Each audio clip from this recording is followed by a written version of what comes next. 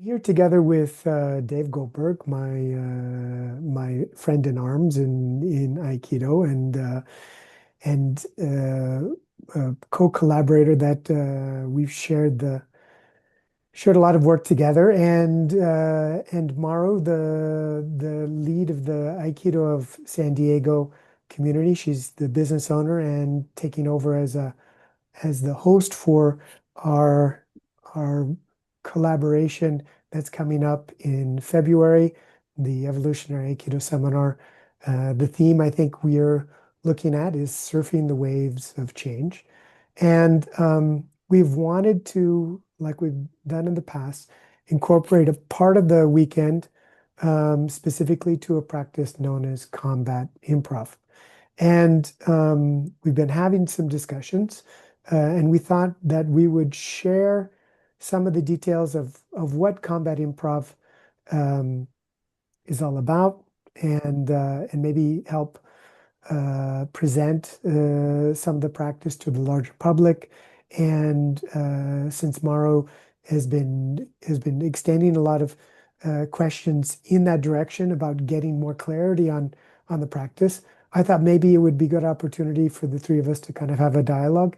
And Mauro, since you're kind of hosting the event, and I thought I would pass it over to you. And if you want to say a little bit about the event, about the timing and anything else that you feel would be important as kind of a lead off. And then just maybe if you're interested to take on being kind of the interviewer for me and Dave, and just asking the questions that you feel are important for somebody who is maybe new to this kind of approach. And we'll do the best we possibly can to share our inspiration. Does that sound okay? Thank you, Patrick. Yes, Great. absolutely. Good. So the event is going to take place starting on February 13th. It goes through, that's a Friday. It goes through Sunday. And for people who want to deep dive more into combat improv, there's also Monday available for training. If people haven't signed up and they don't know where to stay in San Diego, you can stay at the dojo too. And maybe later we can leave the link of the seminar website for people to look into that, and they can always reach out and ask questions if needed. As of combat improv, well, maybe the first simple question is, what is combat improv, right? Like, people don't know what to expect, and I think it would be fantastic to hear your thoughts about it. Okay. Um, Dave, whenever you feel like jumping in, don't hesitate, and we can bounce back and forth. Should I lead off on this one? Okay. Sure, go ahead. Just so you know, I'm having a little bit of connectivity issues once in a while. So if I start to jumble or, get mixed up with the voice or anything, let me know. Okay. All right. Yeah. So, Go ahead. combat improv was an inspiration that I had come up with because in Aikido, it's very common, right? Very common to run into the question of uh, what if, right? So you're practicing katate dori or morote dori or yoka manuchi or ski, and somebody says, yeah, but what if they did this? And what if they suddenly changed? What if they suddenly didn't go that way? What if they didn't, what if they, what if they suddenly changed the direction of the attack or changed their reaction? And that those are all very positive questions. But generally in the tradition of Aikido, we don't, we say just practice and you will learn and understand through time that Aikido does have the capacity to respond to all different possibilities. But right now, we want you to stay with the traditional format. And that, to a certain degree, requires a certain kind of patience and a certain kind of understanding on the position of the student who asks that question. I mean, the teacher can always say, okay, well, try me. But oftentimes that ends up being in a jilted and unsatisfying response where both the teacher and the student don't really go deep into the question of what if. And I've asked those questions, and I've had those questions asked to me, and oftentimes saying just okay, suspend those questions, practice, and with time you'll understand. So I was getting to a point where I realized, it's important that we actually address those questions. And how can we address those questions in a format that's safe and creative and open for exploration?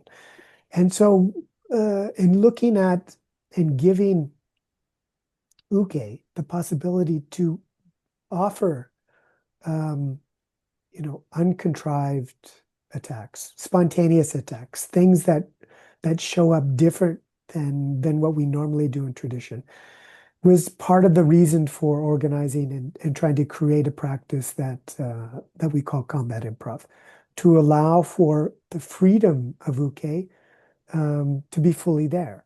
Not just for Nage to have the freedom to respond in a jiwaza or in a spontaneous fashion, what we refer to as takimusu aiki, but to give Uke also that same level of freedom.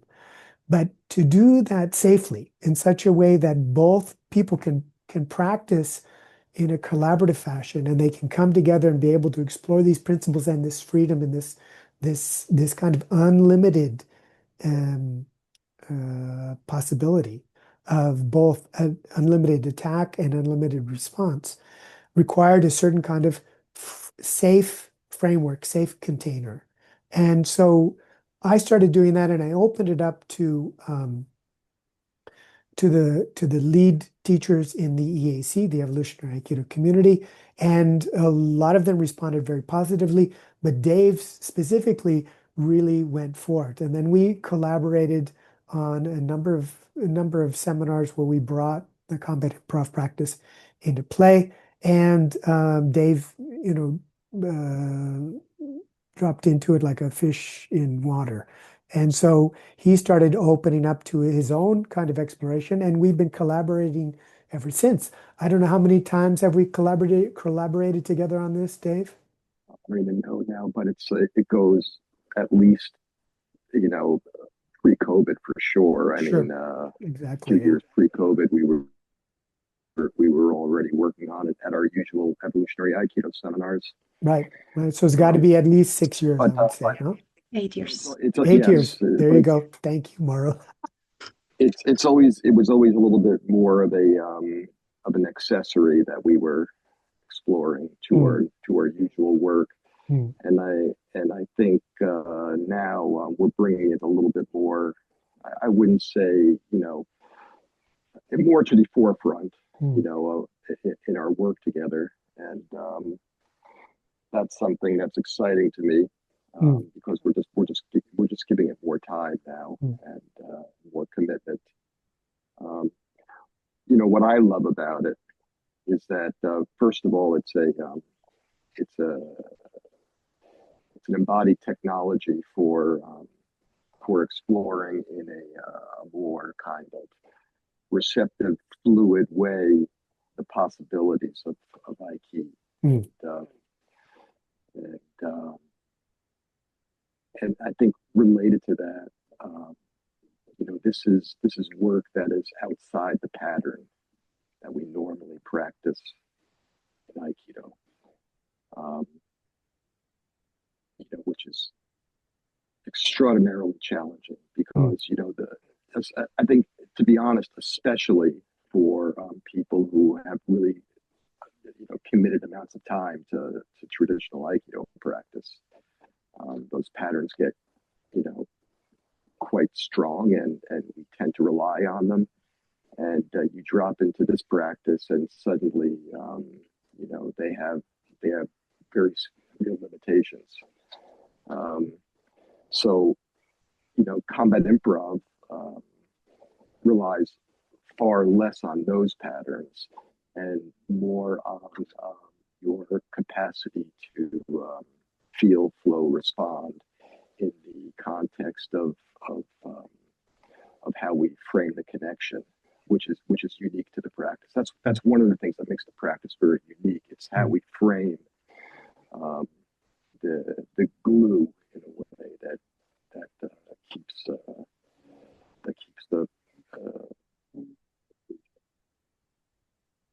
We lost you that that last that recognized. last phrase. Can you say that again, Dave? We lost you. Yeah. Did you Just hear it though? that last statement. Just the last Oh, statement. um, the last statement was that what make one of the things that makes the practice unique is the way in which we frame the glue that Mm, keeps the connection connected, that mhm, keeps the mm, engagement connected. mm. Um, that's very unique to Aiki practice. Right, right. Um, I you don't necessarily you're not going to regular Aikido practice.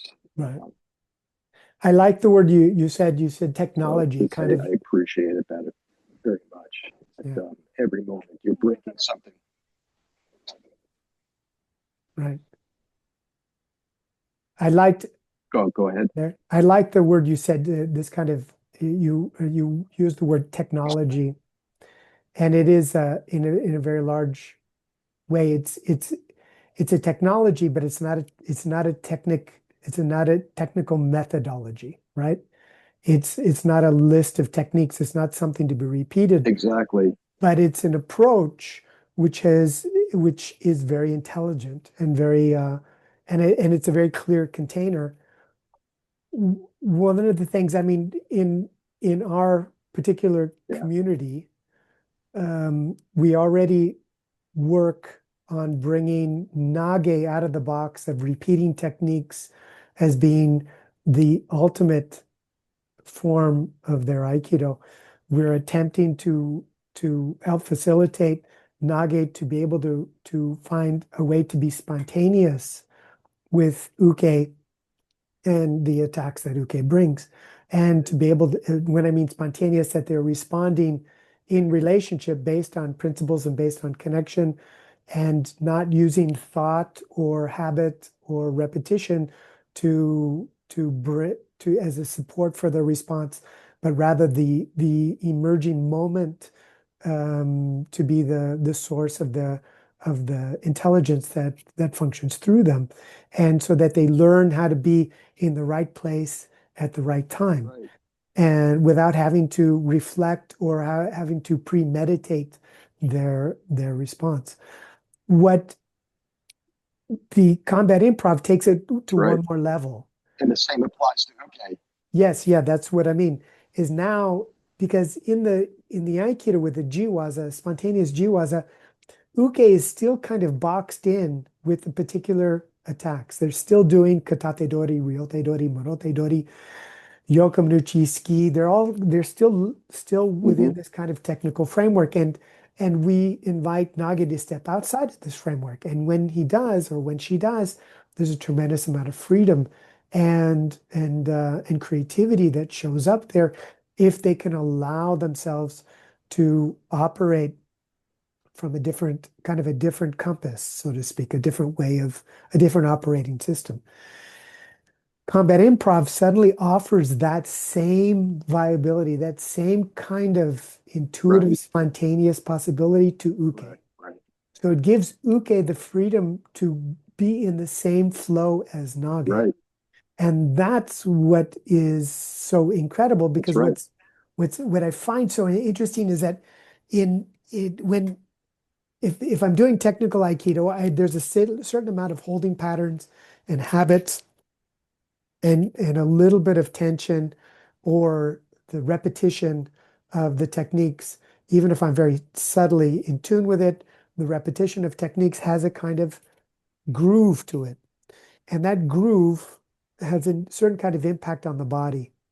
And that after doing jiwaza based on techniques, I've stressed my body. But when I'm in the flow state, my I'm no longer stressing my body because I'm in a place where my whole response system is in sync with Uke's attack, and this allows for my system to relax, not relax in a disengaged way, but in a non-resistive, in a form of presence which is non-resistive, and it becomes very Right. powerful and very, very clear.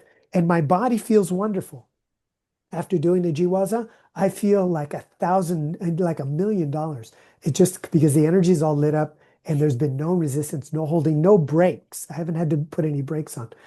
But as uke, if I'm doing an ukemi for somebody doing a jiwaza, my ukemi is still based on kind of a holding pattern that I need to follow through with a certain kind of way of doing things in order to allow Nage to do his jiwaza. But in combat improv, I'm free. I get to pull, I get to push, I get to flow in ways I can hesitate, I can come back, I can readjust. I get to be in the same flow state as Nage. And when that's what remarked me the most is after doing the first major combat improv seminar, is that as Uke, I felt like $1 million as well. And I didn't feel like Yeah, yeah, beautiful. I was in any way, shape, or form having to sacrifice myself for the sake of Nage. I got to share that flow state with Nage. Now, it still was my response to kind of bring the game to Nage because we're still working in the kind of the dualistic Uke Nage role. But because I would get to be in a flow Sure. state, I got to be able to include my whole system, and my whole system got to flow, and I didn't have to fight it anymore. And that was so liberating about the practice was that suddenly I got to be in the flow state with Nage, and at the end of the seminar, it wasn't like half the time I felt like $1 million, and half the time I had to push myself in order to continue the attack. I got to be in that flow state the whole time, and that was remarkable. And it Yeah, just lit up my whole system in such a way that I thought, okay, this is really extraordinary. And yet it required a tremendous sensitivity to sustain that container. And I think we'll talk about the container later, but for me, this was a big thing. yeah, yeah. I would agree with that, and I would say that for me, it's not that it doesn't come with some physical challenge to it. Sure. It's just that what's happening is in constant concert with the other Mm, in a way that I have never experienced in our traditional Aikido practice. Um, so that um, lights my system up, mm, right? Um, in a way um, that I just don't get in the embodied sense in any other way on the mat. Um, I do want to kind of go back to a point you made about the approach, because I did use the word technology, and there's really no tech technical training to speak of in the practice. There's a procedure, there's a process mm. for getting deeper into it, but you don't learn, ikkyos and ikkyo shihonages or something, even akin to it. Those things can show up, right? In a manner that's when it's appropriate under the circumstances in the flow, but it's not at all the point. Mm. Right? The point is that it's a technology for creating the space for intelligence to flourish, for Right. embodied intelligence to flourish Nice. with another. Nice. Nice. Yeah, yeah. Mauro, do you have any questions coming up? Maybe you can uh, central in on something that strikes you. Oh, you're muted, I think. How about now? Yeah, perfect. Thank you. Um, so I consider myself fortunate that even though at your same pace, I was able to witness 7 out of the 8 years of combat improv. But a question that I heard come up quite a bit is, wait, at least in the United States, combat sounds like aggressive. Mm. And I think that indirectly you both have covered it.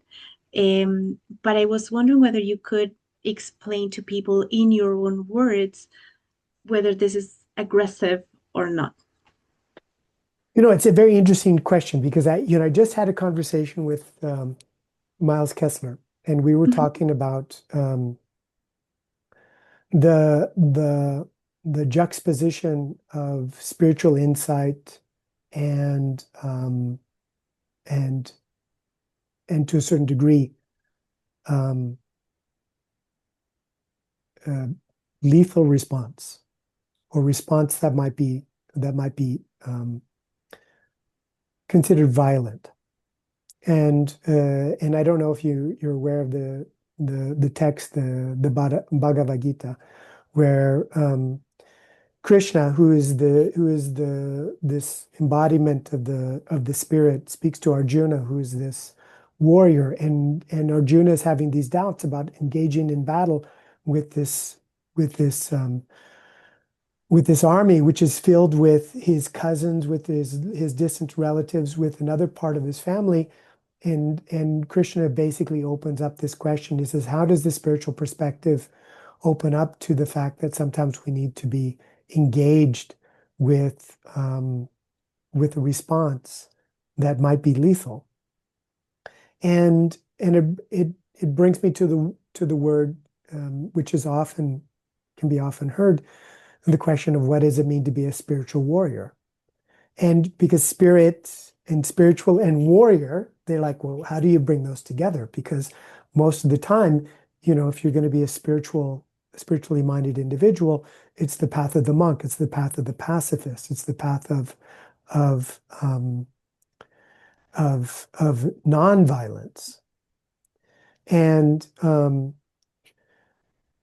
and and yet in the world of Aikido, and a lot of times people refer to Aikido as being the art of peace. And sometimes I take a little bit of I take a little step back when I hear that, because I don't necessarily consider Aikido to be a pacifistic art. That it does have a very martial quality, a very warrior quality about it, but it enters the into the conflict from a different perspective. And the best way I could describe that perspective is a movement from um, and this is kind of apropos at this moment in time, but if you take a if you take an archetypical or metaphorical policeman, oftentimes the his job is about being against the criminal, or who he sees as someone who's breaking the law. And that person who's breaking the law is somebody that he needs to be against. And he takes it very personally. He or she may take it very personally. Now, this is not every police officer, of course, but oftentimes this can happen. And in being in the police officer role of taking it personally, and then the role is that I'm going to punish you, or I'm going to somehow get you to submit, or maybe even kill you, because you have crossed the law and I'm the law.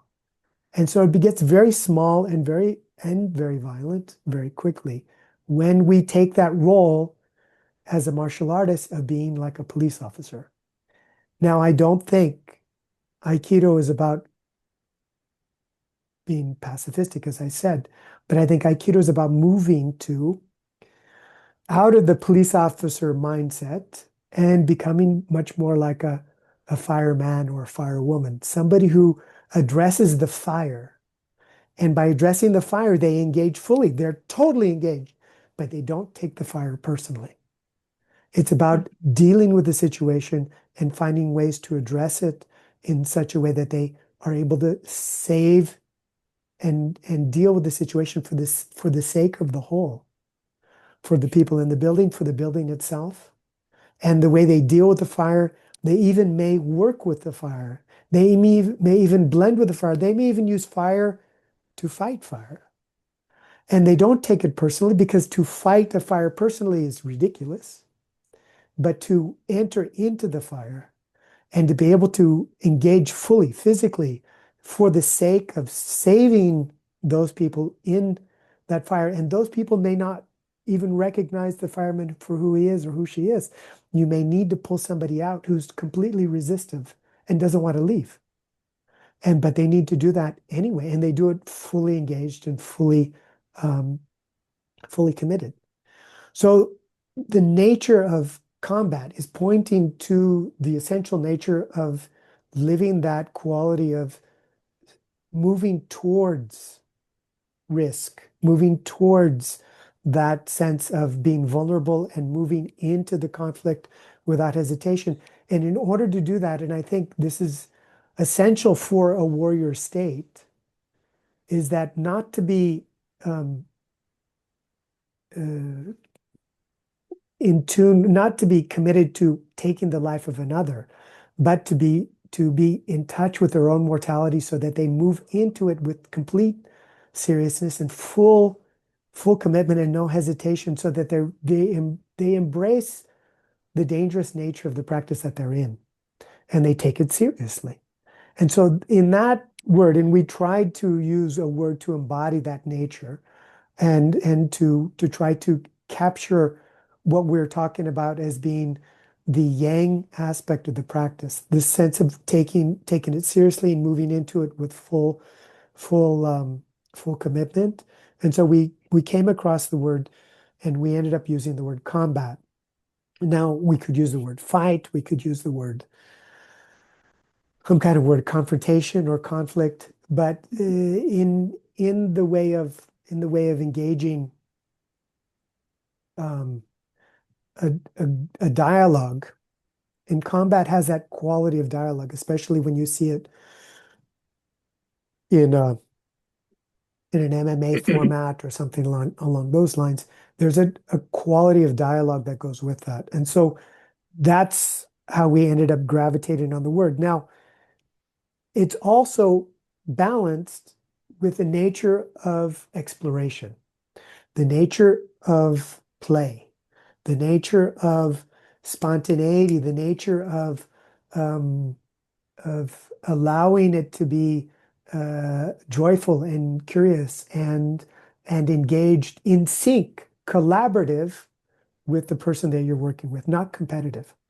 And so we looked at a lot of different words and we came up with, um, a couple of different variations, but improv seemed to focus to be a word that incorporates that because improv as a practice is a collaborative practice. It's meant to be playful, it's meant to be joyful, it's meant to be spontaneous, it's meant to be something that we do in sync with another person so that we lean into the practice. It takes a tremendous amount of vulnerability. And I think Dave probably speaks to that better than I do because he's had a lot of practices at the level of improv, as well as Vince Salvador, a common friend of ours who runs an Aikido dojo. Both him and Dave had mentioned to me how much improv had helped their Aikido and gave them a different window for exploring.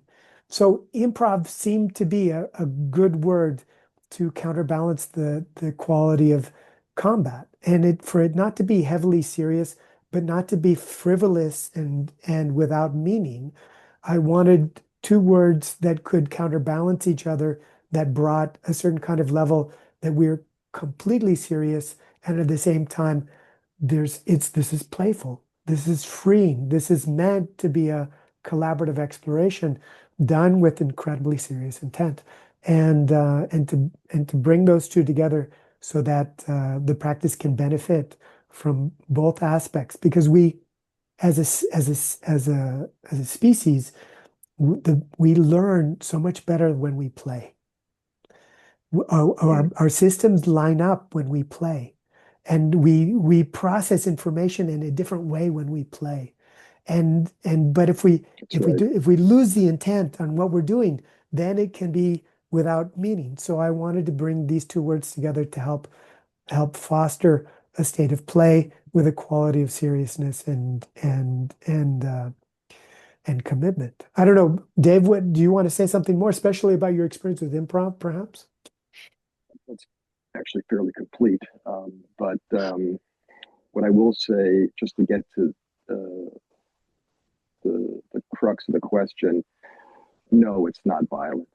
Um, it to me, it's the usage of the word combat in the tradition of like Dharma combat or something like that. It's the word is actually much more open ended, but it does at least in our culture have have that connotation that that it's potentially very violent. But I will say that the practice does leave open the possibility for very kind of what's the word I'm looking for, um, uh, decisive action. Yes, sure. Um, but there, when you look at the practice for the first time and you see the fluid and receptive nature of it, it's hard to kind of relate to it as being combative, in the way that it's often, the word is mistaken as. Um, there there is a strong emphasis on connection. There's a strong emphasis on continuously being in an appropriate relationship to what's going on. And, and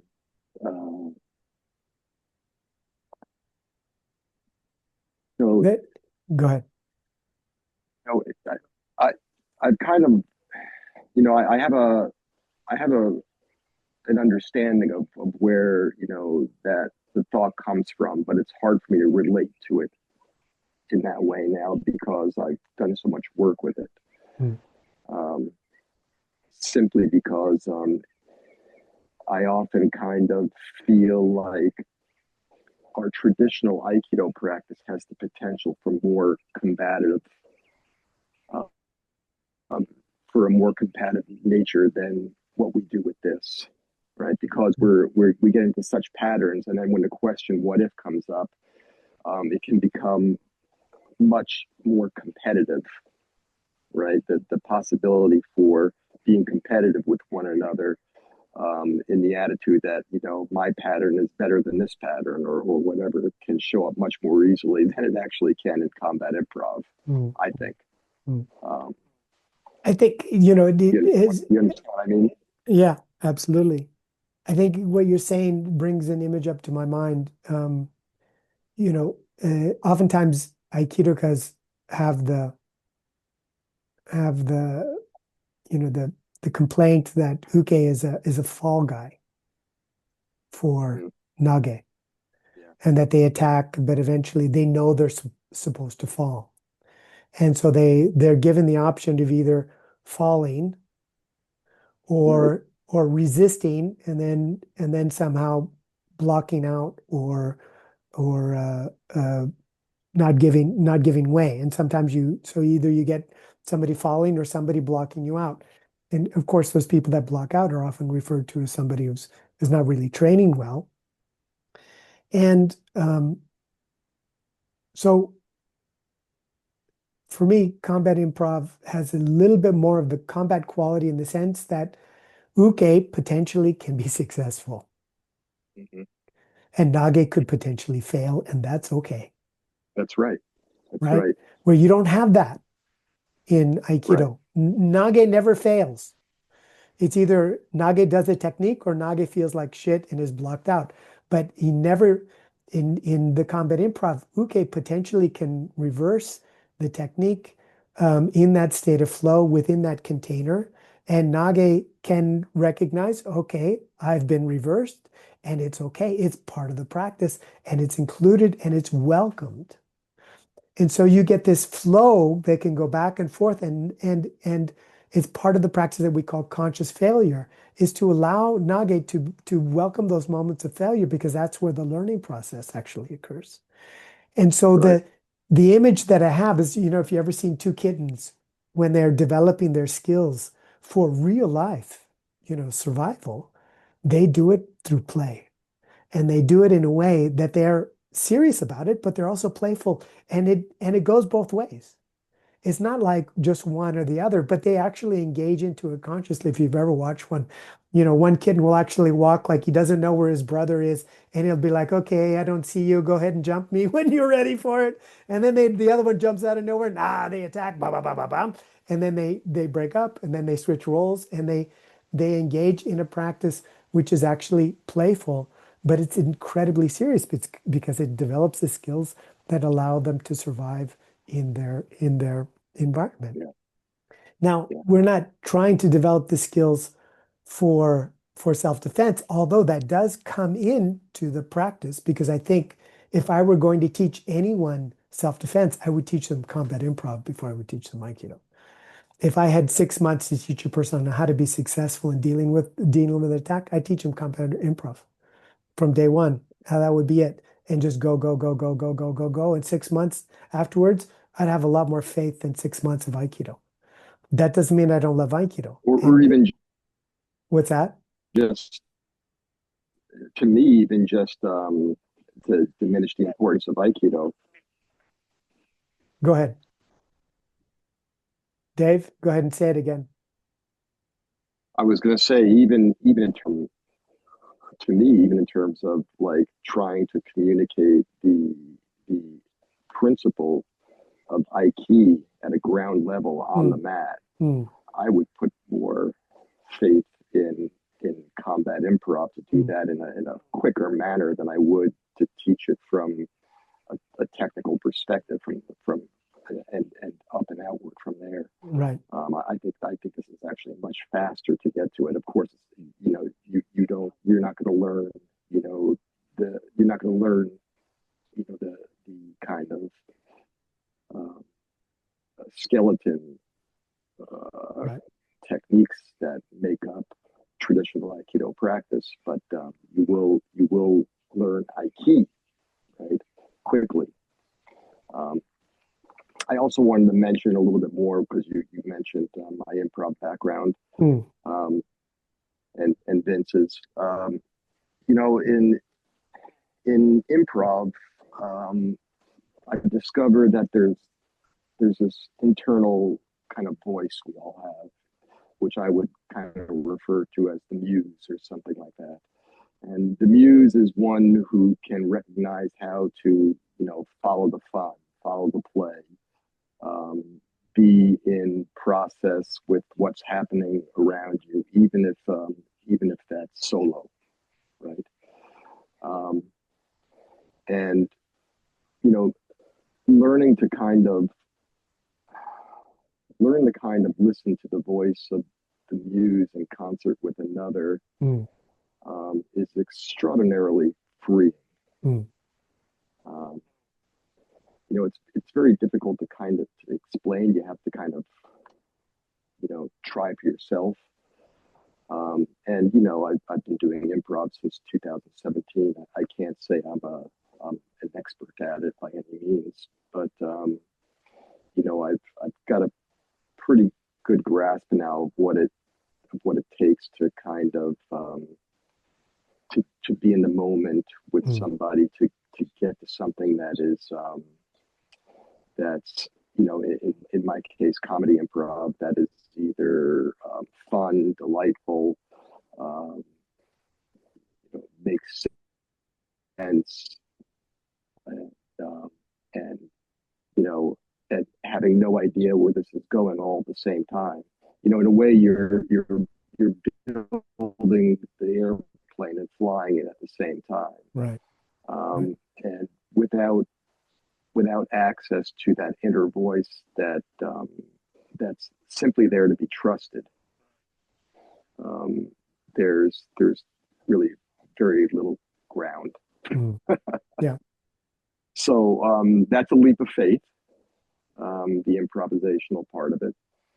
Um, uh, but it's also what I think makes the practice. It's the part of the practice that makes it so powerful in a way, and Mm, so connected, mm. and in a way that the part that lights the system up.